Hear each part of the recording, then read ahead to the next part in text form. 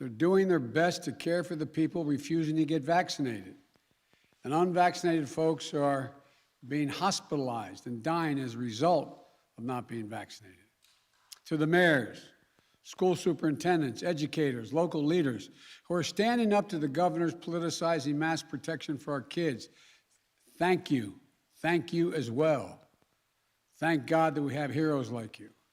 And I stand with you all, and America should as well. Now, let me turn to the focus of today's remarks. There aren't a lot of things that almost every American can agree on. But I think it's safe to say that all of us, whatever our background, our age, or where we live, can agree that prescription drug prices are outrageously expensive in America. Today, I'd like to talk about how we're going to help millions of Americans save money and ease their burdens by lowering the cost of prescription drugs. Let me start by acknowledging the groundbreaking and life-saving work that many pharmaceutical companies are doing. Look no further than the vaccines they're manufacturing and delivering that are helping us beat this pandemic and save lives. But we can make a distinction between developing these breakthroughs and jacking up prices on a range of medications for a range of everyday diseases and conditions. Right now, right here in America, we pay the highest prescription drug cost of any developed nation in the world. Let me say that again, of any developed nation in the world. About 2 to 3 times what other countries pay. Last week in the Oval Office, I hosted a small business owner named Gail from Denver. She's 60 years old. When she was 11, she was diagnosed with type 1 diabetes. For nearly 50 years, she's had to take insulin to stay alive. But you know what she told me? She said she doesn't worry about becoming blind or her blood sugar dropping dangerously low, the natural worries of anyone with type 1 diabetes. She worries about being able to pay for her prescription drugs. During our conversation, she pulled out a vial of insulin from her bag. In 2001, she said, that single vial cost $32 a bottle. Today, that exact same bottle with the same exact formula, no changes, costs $280 per bottle. Gail and her husband work hard. They spend wisely. Because of the cost of her prescription drugs, her husband may not be able to retire. They drive the same car, she said, she's had for 17 years, unable to afford repairs or a new one. And Gail's not alone. It's estimated that more than 34 million Americans, 10% of the population of the United States, have diabetes, including more than 1.5 million of those who have type 1 diabetes. And the outrageous cost affecting everyone across the board, spanning every kind of condition or disease, is similar. I remember what it was like for my mom as she got older and moved in with us. Her prescription drugs were so expensive that it took me, my 2 brothers, and my sister, 3 siblings, chipping in to cover the thousands of dollars in monthly cost that she had to exhaust, rather than exhaust the few little savings she had for her prescription drugs. It's personal to so many of us and so many of you. You know, for more than 1 million Americans living with multiple sclerosis, one common drug for that disease costs $7,100 per month. The price has gone up 1,000% over the last 20 years without any change in the drug. For more than 1 million people with rheumatoid arthritis, a common prescription drug used to cost about $1,350 per month. That was when it was introduced back in 2003. Today, the same drug costs $7,700 per month, over 5 times more expensive, without any change. For years, the price of many prescription drugs has dramatically outpaced inflation. These prices have put the squeeze on too many families and stripped them of their dignity. We forced people into terrible choices between maintaining their health, paying the rent or the mortgage, putting food on the table. I mean, literally. And that's the case for a lot of working families and seniors, even if you can get the care you need. But today, working families and too many seniors are struggling to make it work. Today, 1 in 4 Americans who take prescription drugs struggle to afford them. Nearly 30% have skipped doses, cut pills in half, or because they can't afford the cost. We have to change this, and we can. My administration has already taken significant steps to lower the cost of prescription drugs. Last month, I signed an executive order that has the effect of improving competition in the economy, which will result in lower prescription drug cost.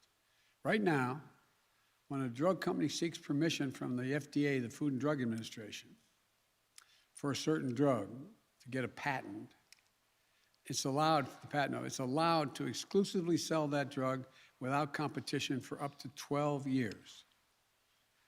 When that time period expires, other companies can come along, make the same exact drug and sell it cheaper. It's called generic drug. But unfortunately, it often takes a long time, years and years, for this to happen.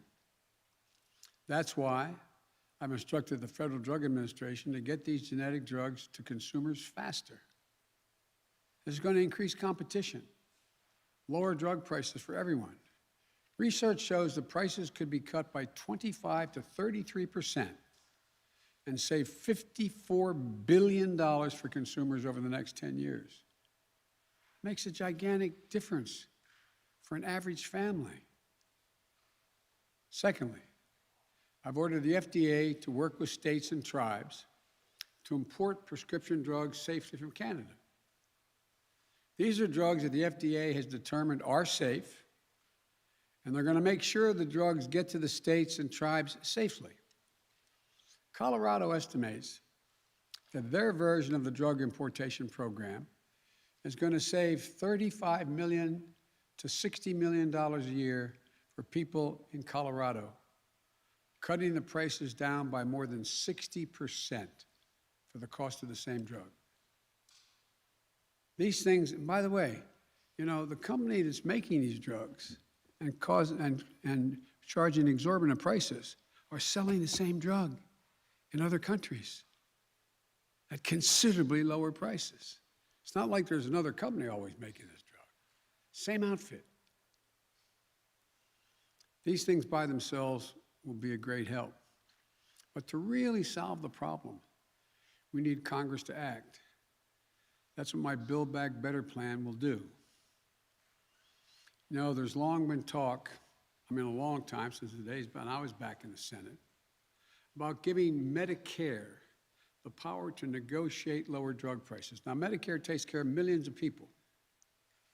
Medicare, my plan is going to allow that. Every other type of healthcare service, from the cost of a doctor's, how much a doctor can charge for a visit, hospital visit, crutches, wheelchairs, Medicare is allowed to negotiate and say, we'll pay no more from the Medicare than the following amount for those things.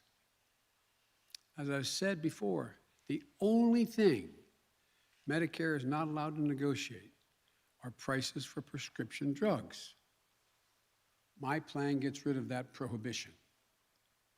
The proposal I made while I was running for president is that Medicare should negotiate drug prices across the board.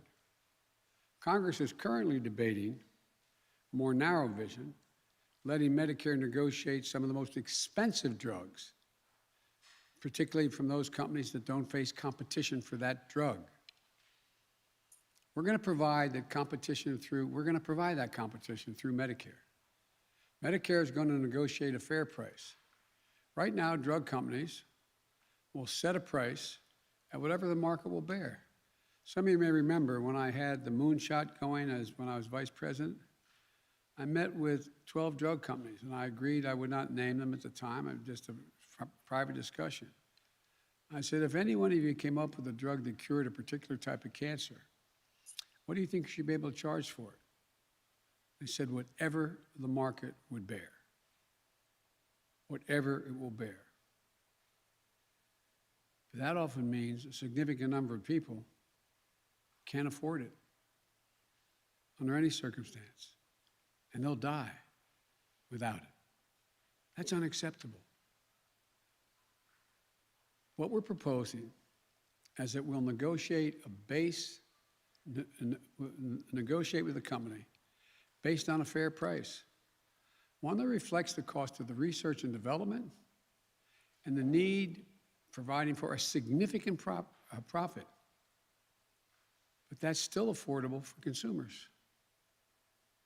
And by the way, if there is a significant amount that's invested in it and a fair price is very expensive, we're going to have to figure out how society can provide for that drug that will save lives if people can't afford it.